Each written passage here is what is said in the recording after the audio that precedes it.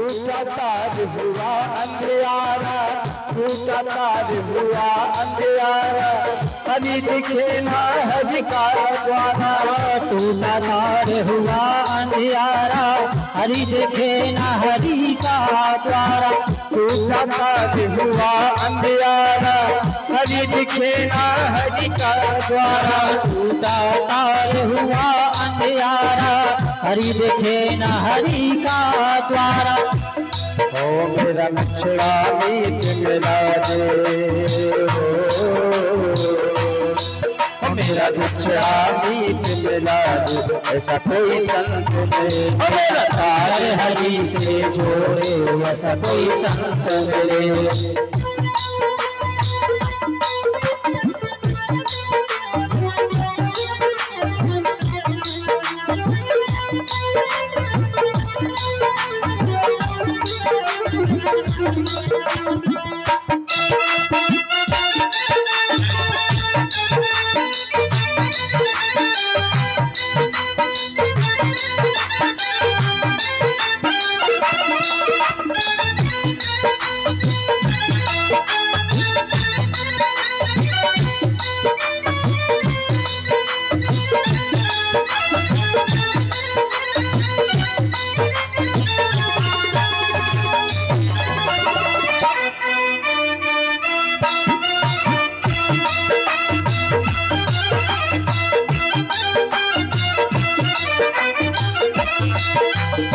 जोड़े ताज करे जियारा, अंत में ना रहे अंधियारा।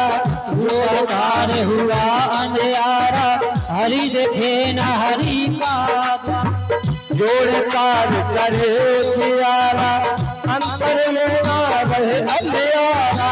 जोड़े तार हुए, जोड़े तार करे जियारा, अंतर में ना रहे अंधियारा।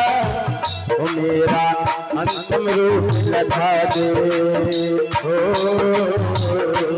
मेरा अंतिम रूप लगा दे, ऐसा कोई संत मिले। मेरा तार हरि से जोड़े, ऐसा कोई संत मिले।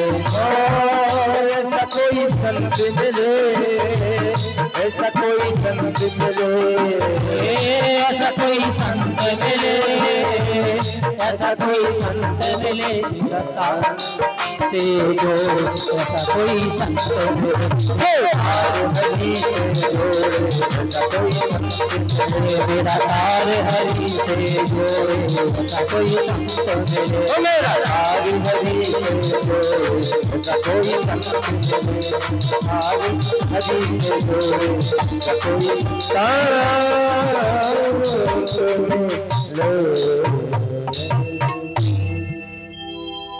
बोलिए भागवत महापुराण की जय। आज भगवान द्वारकाधीश अपनी द्वारिका पहुंच गए। शौनकादिक ऋषियों ने श्री सूत जी महाराज जी से पूछा, भगवान आप तो कितने आगे निकल चुके, परीक्षित का क्या हुआ? तब याद आया, अरे हाँ, भगवान की कथा में इतना मग्न हो गया कि पता ही नहीं चला। सुनो ऋषियों, भगवान ने रक्षा की तो इधर उत्तरा देवी के गर्भ से एक नन्हे से शिशु का जन्म हुआ।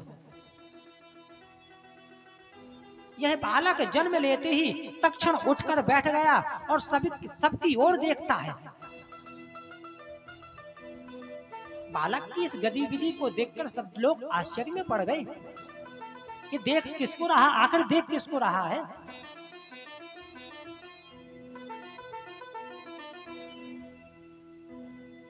जिस मोर पंखधारी बांके बिहारी ने मेरी गर्भ में रक्षा की थी, वह इस भीड़ में कहां लुप्त हो गया, कहां गया?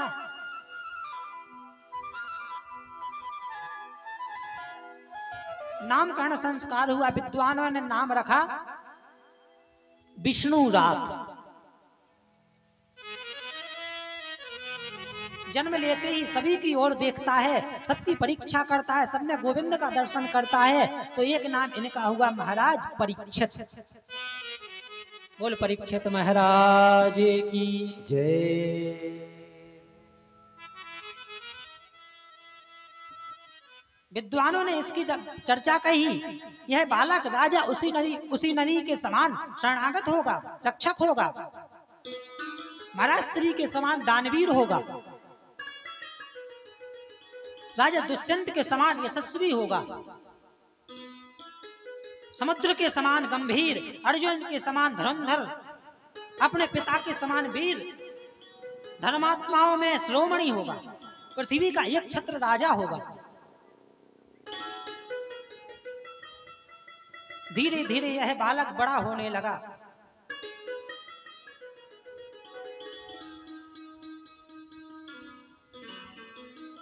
उधर भगवान द्वारका में यदुवंश का संहार हो गया और भगवान अपने धाम को चले गए।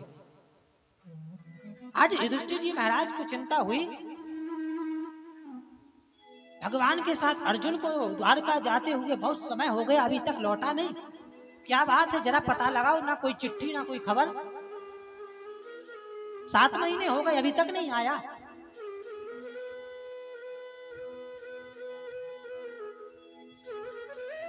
ऐसा युधिष्ठिर जी महाराज सोच ही रहे थे, उसी समय अर्जुन आ गए।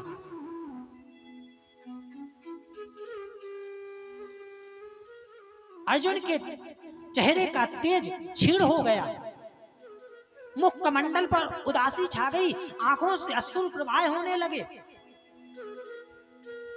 युधिष्ठिर जी महाराज आश्चर्य में पड़ गए, अर्जुन बात क्या है, क्या हुआ, आपसे किसी का अपराध तो नहीं हो गया,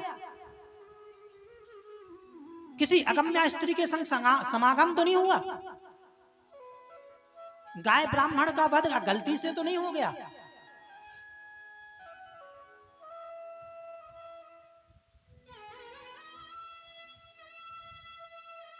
या जिसके बिना हमने जीवन में कभी रहना ना सीखा हो और वो चला जाए तो उसकी याद में चेहरे का तेज क्षीण हो जाता है, क्या हुआ? ऐसी स्थिति आपके साथ तो नहीं घटी?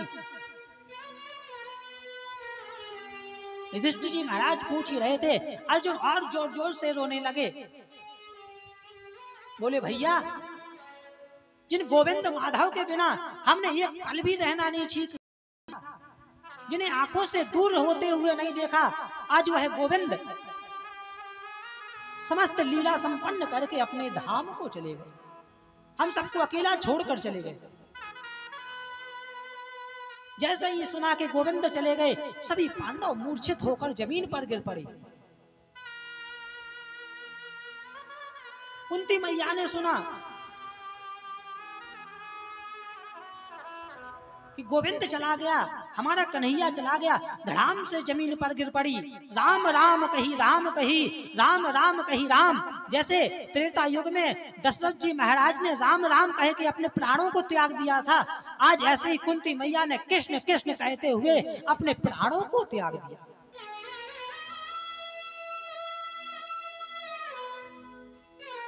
आज पांडवों ने विचार किया, जब हमारे गोविंद मुरली मनोहर ही इस धारा धाम पर नहीं रहे तो हम क्या करेंगे? अपना सर्वस्व राजा परीक्षित को छोड़कर निकल पड़े उत्तराखंड की ओर।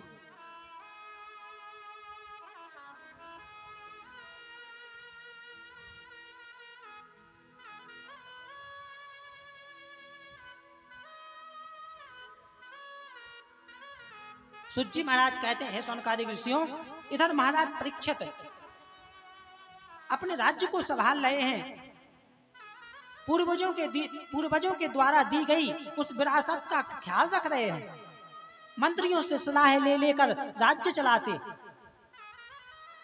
जैसे जैसे राजा की आयु बढ़ती गई, तैसे तैसे प्रजा खुशहाल और समृद्ध होती गई। राजा परीक्षित के राज्य में राम राज्य के समान प्रजा खुशहाल और समृद्ध हो गई। जिस प्रकार राम राज्य में सूर्य चंद्रमा जितनी जरूरत होती थी उतना ही प्रकाश देते थे, ऐसे ही आज राम राज्य मानो परीक्षित के राज्य में बन गया है। एक दिन की बात, महाराज परीक्षित ने विचार किया कि चलो चल करके प्रजा का निरीक्षण किया जाए, आखिर मेरे बारे में बातें क्या होती हैं, बात क्या होती है प्रजा में। श्री परीक्षित जी महाराज भेष बदलकर प्रजा में गए, सर्वत्र भ्रमण किया, हर जगह राजा की प्रशंसा सुनने को मिली।